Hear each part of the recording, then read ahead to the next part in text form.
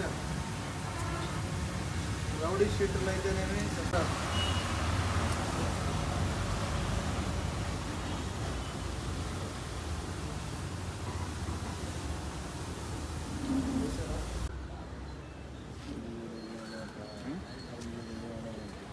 నాకంటే నలుగునే ఉంది అప్పుడు సజ్జన ఉంటాయి చిక్కుగా ఉంది.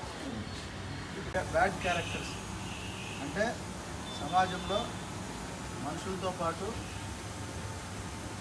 కొన్ని వేరే వేరే లక్షణాలు కలిగి సొసైటల్ థ్రెట్గా ఉన్న వాళ్ళని షీట్లు వాళ్ళ మీద సూపర్విజన్ కోసం షీట్స్ ఓపెన్ చేస్తూ ఉంటారు. మీరు ఇన్వాల్వ్ అయి ఉన్న నేరాలకి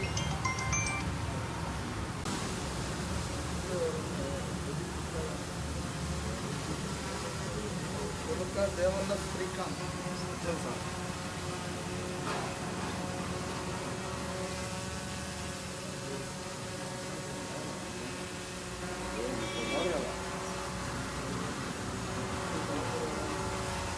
ఒక కేసు ఏదైతే భయోత్పాతం సృష్టించడం లాంటివి చేస్తుంటాడు కాబట్టి రౌడీ షీటర్ యాక్టివిటీస్ మీద వాచ్ ఉంచాలి. అట్లాగే ఈ మధ్య కొత్తగా మనకు ఓపెన్ చేశారు SOS sexual offender sheets. Especially minors మీద ఎవరైతే లైంగిక దాడులు చేస్తూ ఉన్నారో 18 సంవత్సరాల లోపు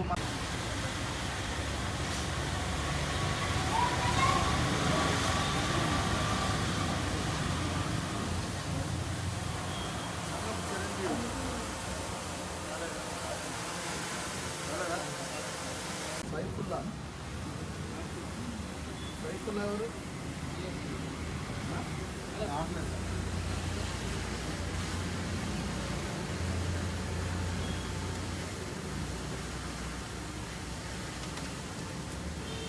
సురేష్ ఇంకా ఉడుమల కుమార్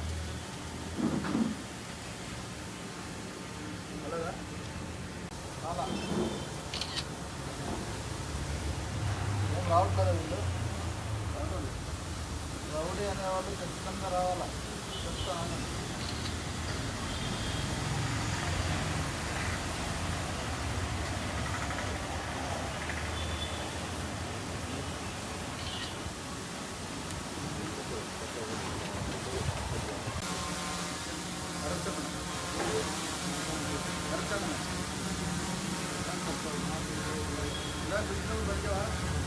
రాలేదా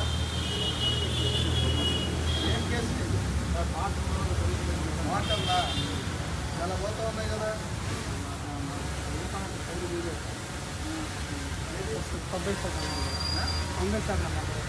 ఏం కేసు జేసీబీ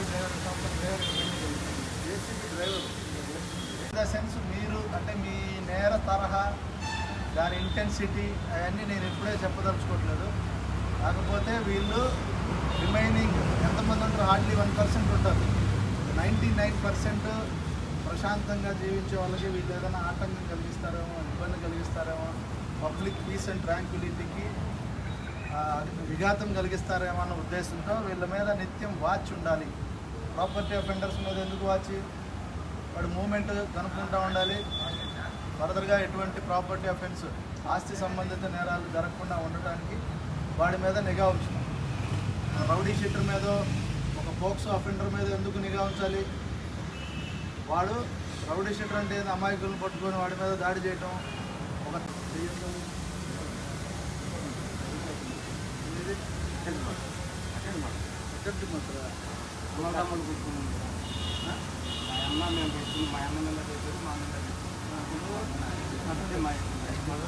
ముందుకు ఏం చేస్తారు ఇప్పుడు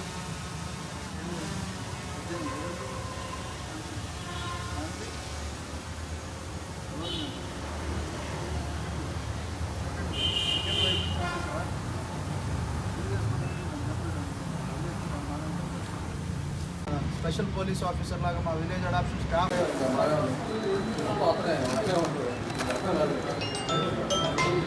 క్షణికావేశంలో చేసుకునే పనులు ఆ 10 నిమిషాలు 5 నిమిషాలు ఆ ఎమోషన్ని హోల్డ్ చేసామంటే 30 years ఆఫ్ ఫ్రీడమ్. అతను ఆదివారం 30 సంవత్సరాల నుంచి తెలిసి తెలియక కేసులో ఏలు పెట్టి షీట్ ఓపెన్ చేయించుకొని స్టిల్ ఇంకా నడుస్తూ ఉంది.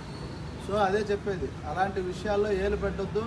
మీకు తెలిసిన వాళ్ళకు కూడా అదే తరహా సలహాలు ఇస్తూ ఉండాలి. అర్థమైందా? చాలా ఇంపాక్ట్ ఉంటుంది.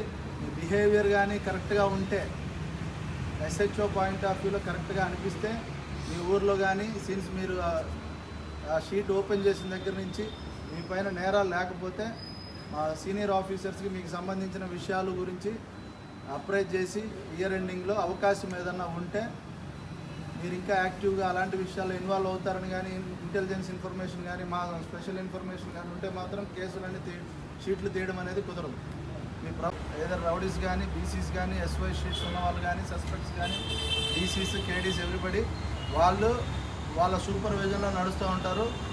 మీకు ఏదైనా క్వైరీస్ ఏదైనా ఉంటే వాళ్ళ ద్వారా నా దగ్గరికి వస్తారు. అది రానున్న సిచ్యువేషన్స్ శాంతి భద్రతల దృష్ట్యా అలాంటి చర్యలు మా అధికారుల ఇన్స్ట్రక్షన్స్ మేరకు డెఫినెట్గా అవి కూడా తీసుకోవడం జరుగుతుంది. అర్థమైంది అనేది అక్యూజ్డ్ మీదే ఉంటుంది. ప్రాసిక్యూషన్ రిమైనింగ్ కేసెస్లో ప్రాసిక్యూషన్ ప్రూవ్ చేయాలి నేరం చేసినట్లు. ఈ కేసెస్లో ఏంటంటే నేరం చేయలేదని చెప్పి ముద్దాయి ప్రూవ్ చేసుకోవాలి. సో చాలా పవర్ఫుల్ యాక్ట్. బిలో 18 ఇయర్స్ అమ్మాయిల్ని ఎవరినైనా కూడా ఆ తరహా విధంగా మీరు ఎవరైనా ట్రీట్ చేసినట్టు తెలిస్తే మాత్రం చాలా సివియర్ యాక్షన్ ఉంటుంది. ఖచ్చితంగా conviction rate, high conviction rate ఉంటుంది. అట్లాగే కన్విక్షన్ కూడా సివియర్ కన్విక్షన్ ఉంటుంది. అర్థమైందా? సివియర్ అంటే మనకి జీవిత ఖైదు, అర్థమైందా, 10 సంవత్సరాలు రిగరస్ ఇంప్రిజన్మెంట్, ఇలాంటివి ఉండాలి. ఇక్కడ కన్సర్న్ ఎస్హెచ్ఓ ఎవరైతే వర్క్ చేస్తూ ఉన్నారో, నేను అవనండి, నా ముందు అవనండి, నా తర్వాత అవనండి, ఎవరైనా కానీ వాళ్ళ దృష్టిలో మీరు సత్ప్రవర్తన కలిగి ఉండేలాగా మీ ప్రవర్తన ఉండాలి. లేదు మేము కేసులు కట్టుకుంటాం, మేము అలాగే తిరుగుతూ ఉంటాం, అదే యాక్టివిటీస్ కొనసాగిస్తూ ఉంటాం అని అంటే మాత్రం డెఫినెట్గా చాలా సీరియస్ యాక్షన్ తీసుకుంటారు. ఇప్పుడున్న మా ఎస్పీ మేడం అయితేనేమి, మా డిఎస్పీ గారు అయితేనేమి, ఇలాంటి రౌడీ తరహా activities, law and order situations, irritation create చేసే పర్సన్స్ మీద పీడీ యాక్ట్ తెలుసా, ప్రివెంటివ్ అండ్ డిటెక్షన్ యాక్షన్ ఉంటుందమ్మా. ఇర్రెస్పెక్టివ్ ఆఫ్ అఫెన్సెస్ నువ్వు కంటిన్యూస్గా ఏదో ఒక నేరాల్లో ఇన్వాల్వ్ అవుతూ ఉంటే డెఫినెట్గా తీసుకెళ్ళి ఏ నేరం అంటే స్పెసిఫిక్గా నేరం చేయకపోయినా వీడు సొసైటల్ థ్రెట్ అని చెప్పి భావిస్తే స్పెషల్ రిపోర్ట్ ఒకటి ప్రిపేర్ చేసి కలెక్టర్ గారి ఆర్డర్స్ తీసుకొని మిమ్మల్ని రిమాండింగ్, అట్లాగనే రీహాబిలిటేషన్ సెంటర్స్కి కూడా పంపించడం జరుగుతూ ఉంటుంది. సో ఈ గాంజాకి సంబంధించిన యాక్టివిటీస్ కానీ, కన్జంప్షన్ కానీ, ఈ సప్లై చైన్స్ అన్ని విషయాల్లో కూడా చాలా సీరియస్ యాక్షన్ తీసుకుంటారు. దానికి సంబంధించి ఏ చిన్న ఇన్ఫర్మేషన్ తెలిసినా కూడా మాకు తెలియపరచాలి. అర్థమైందా? సో ఇక నుంచి ఈ డ్రగ్ టెస్టింగ్ కిట్స్ అనేవి ర్యాండమ్గా నైట్ టైం కానీ, డే టైంలో కానీ ఎవరన్నా న్యూసెన్స్ చేసే, పబ్లిక్ న్యూసెన్స్ చేసే వాళ్ళని చెక్ చేస్తారు. వాళ్ళు కానీ కన్జ్యూమ్ చేసినట్టు తెలిస్తే మాత్రం చాలా సీరియస్ యాక్షన్ తీసుకుంటారు. అట్లాగనే కాలేజెస్లో వీటి తరహా యాక్టివిటీస్ ఏమైనా ఉన్నాయా అని చెప్పి ర్యాండమ్గా ఏదైనా డిగ్రీ కాలేజ్ విజిట్ చేయటం, స్టూడెంట్స్ యాక్టివిటీస్, వాళ్ళ దగ్గర టీచర్స్, ప్రిన్సిపల్స్ ఫీడ్బ్యాక్ తీసుకోవటం, వాళ్ళని కూడా చెక్ చేయడం జరుగుతుంది.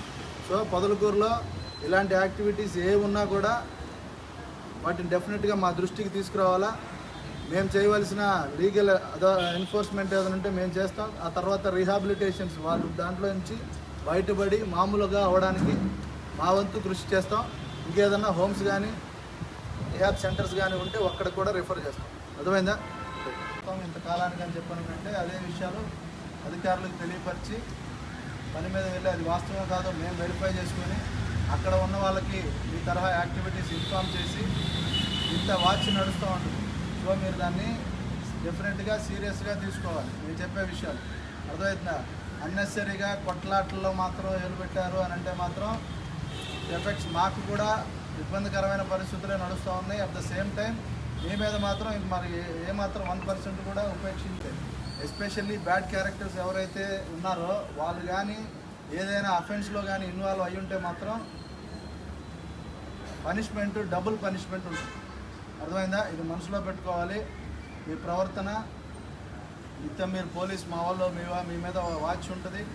మీకు ఏదైనా సబ్జెక్ట్స్ మీకు సంబంధించిన వ్యవహారాలు అలాంటి సందర్భాలు కానీ అనిపిస్తే మా దృష్టికి తీసుకొస్తే దానికి సంబంధించి ఏం చేయాలి, ఎలా చేయాలనేది ఫర్దర్గా పై ఆఫీసర్స్ దృష్టి పెట్టుకొని నిర్ణయం తీసుకోవడం జరుగుతుంది. ఇంకోటి ఆబ్సెంటీస్ ఎవరైతే ఉన్నారో వాళ్ళు డెఫినెట్గా రావాలి. రౌడీ అనేవాళ్ళు ఆదివారం వితౌట్ మా స్టాఫ్ మా నోటీసులో లేకుండా యాబ్సెంట్ అయ్యేదానికి వీలు లేదు. మీరు ఎక్కడికన్నా వెళ్దామండి, మీ దగ్గర నుంచి ఒక రిప్రజెంటేషన్ రాసి ఇవ్వాలా, ఫలానా పని మీద ఫలానా ఊరు వెళ్తూ ఉన్నాం సార్ ఇన్ని రోజులు, జిల్లా బహిష్కరణ, ఈ జిల్లాలో నువ్వు ఎక్కడా రిసైడ్ చేసి ఉండేదానికి వీలు లేదు. అలాంటి చర్యలు తీసుకునే పరిస్థితులు ఉన్నాయి. గవర్నమెంట్ కానీ అధికారులు కానీ మా సుపీరియర్ ఆఫీసర్స్ కానీ ఈ స్పెసిఫిక్ సబ్జెక్ట్ మీద చాలా సీరియస్ డిస్కషన్ నడుస్తూ ఉంది. Beat from SI to DGP sir.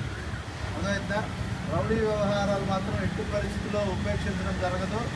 వాళ్ళ మీద ఏ పదాలన్నా వాడుకోవచ్చు. మీరు ఉక్కుపాదం మోపుతారని అనుకోవచ్చో, కఠినమైన చర్యలు తీసుకుంటారనుకోవచ్చో, లేదంటే పీడీ యాక్ట్లు ఇట్లాంటి పెద్ద పెద్ద చట్టాలు ప్రయోగిస్తారని అనుకోవచ్చు. ఏ పదాలైనా వాడుకోవచ్చు. మరి డెఫినెట్గా మాత్రం అది మాత్రం కంటైన్ చేసే పరిస్థితి అయితే ఉంటుంది.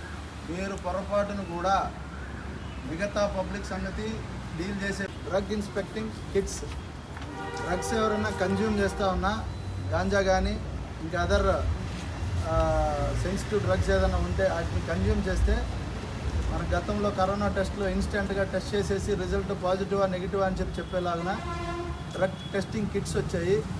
గౌరవ ఎస్పీ మేడం అయితేనేమి, మా డిఎస్పీ గారి ఇన్స్ట్రక్షన్స్ మేరకు ఇవి రిఫ్రాఫ్ కానీ ఎవరన్నా ఎడిక్టెడ్ పర్సన్స్ అనిపించినా కానీ వాళ్ళని చెక్ చేస్తారు. వాళ్ళపైన